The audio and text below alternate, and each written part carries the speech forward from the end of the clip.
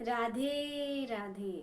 मैं रेणु जयंत त्रिपाठी एक बार फिर से अपनी नई रचना के साथ आप सबके समक्ष उपस्थित हुई हूँ। जैसा कि मैं पहले ही बता चुकी हूँ कि इस बार की जो मेरी कविता है वो श्रीमद् भागवतम महापुराण के तृतीय स्कंद के ऊपर है।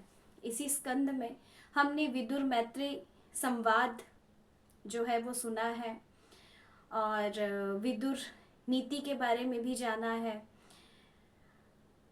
एक बात मैं बताना चाहूँगी कि जो विदुर जी हैं उनको सर्वश्रेष्ठ भाई कहा गया है।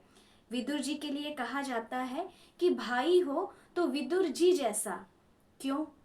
मन में यही प्रश्न उठता है।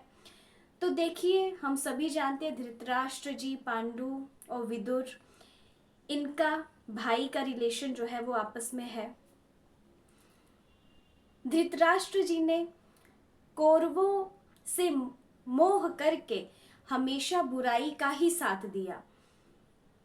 जब कौरव युद्ध में पराजित हुए, साथ में मृत्यु को प्राप्त हुए, उसके बाद धृतराष्ट्र जी जो है वो पांडवों के साथ ही रहते थे। उस समय विदुर जी ने आके धृतराष्ट्र जी को प्रभु मार्ग में लाने में सहायता की। उनको अपने साथ वन लेकर आए और भजन करना उनको जो है वो बताया कि अब इस उम्र में आकर आप भजन को प्राप्त करिए, भगवान को प्राप्त करिए, ये आपका काम है। तो इसीलिए कहा जाता है कि भाई हो तो विदुर जी जैसा। तो अपनी कविता की तरफ चलती हूँ। राधे राधे। श्रीमद् भागवतम नाम पुराणम लोक विश्रुतम शृणुयाच्च दध्या युक्तो मम संतोष कारणम। अधर्म कितना भी बढ़ जाए, अधर्म कितना भी बढ़ जाए, धर्म हमेशा विजय ही पाए। पुत्र मोह में मोहित धृतराष्ट्र, कृष्ण की बातों पर नहीं दिया ध्यान।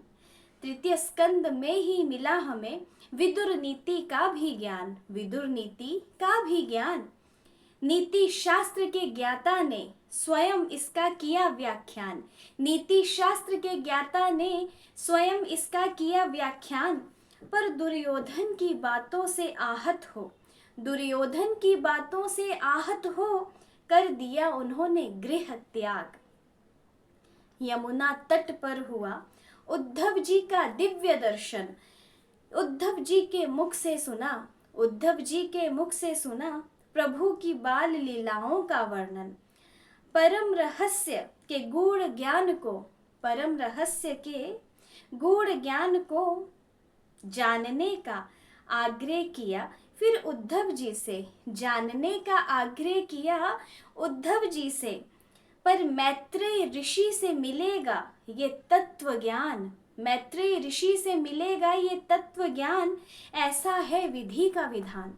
विदुर जी के प्रश्न, मैत्रेय जी का सृष्टि वर्णन, विराट पुरुष ही प्रथम जीव बने हमारे आराध्य हैं, बने हमारे आराध्य हैं। यही है पहला आदि अवतार, ये भी जाना है विदुर जी ने, ये भी जाना है विदुर जी ने।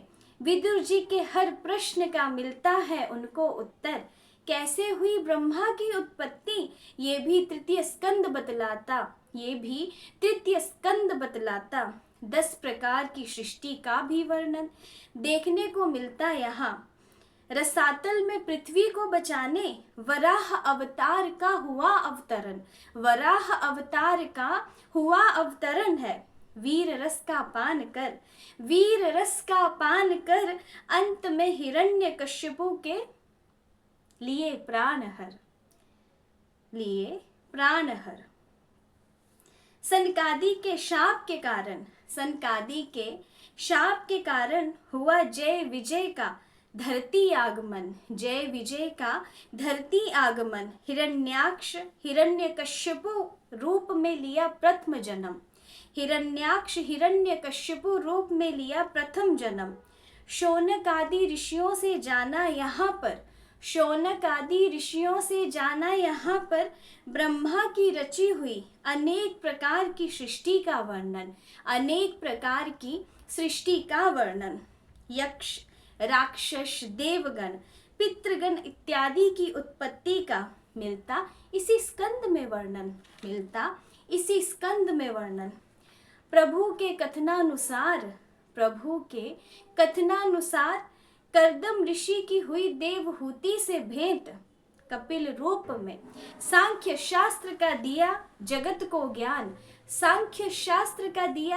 को ज्ञान देवहूति कर्दम जी के पुत्र बन कपिल रूप में आए भगवन। देवहूति के प्रश्नों को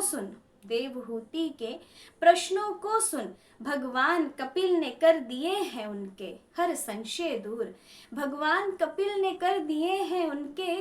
संशय दूर। देवहूति कपिल जी के दिव्य संवाद के साथ अध्यात्म के गूढ़ रहस्य को बताने वाले तृतीय स्कंद का होता है समापन। अध्यात्म के गूढ़ रहस्य को बतलाने वाले तृतीय स्कंद का होता है समापन। राधे राधे। तो ये मेरी कविता, आशा करती हूँ आप सभी को पसंद आई हो। इसी स्कंद में भगवान के वराह अवतार का भी वर्णन मिलता है, जब हिरण्याक्ष पृथ्वी को रसातल में ले जाते हैं और भगवान वराह उन्हें वापिस लेकर आते हैं। और भगवान भी जो है वो जब हिरण्याक्ष से युद्ध कर रहे होते हैं तो उन्हें वीर रस का इतना स्वाद आने लगता है कि वो भूल जाते हैं कि उन्हें उनका वध करना है, और याद आने पर फिर वो उनका वध करते हैं। तो तृतीय स्कंद में जो है वो विदुर मैत्रेय जी का संवाद है। और अब जो है वो नेक्स्ट जब राधा रानी की कृपा होगी तो चतुर्थ स्कंद भी जल्दी ही लेकर आऊंगी आप सबके समक्ष। तब तक के लिए राधे राधे।